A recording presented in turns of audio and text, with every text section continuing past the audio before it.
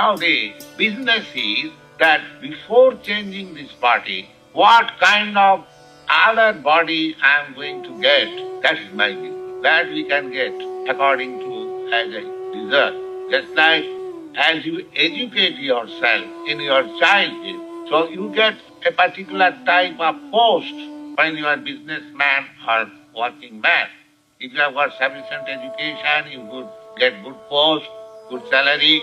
If you are a nonsense, then you have to work like ordinary man, no good post.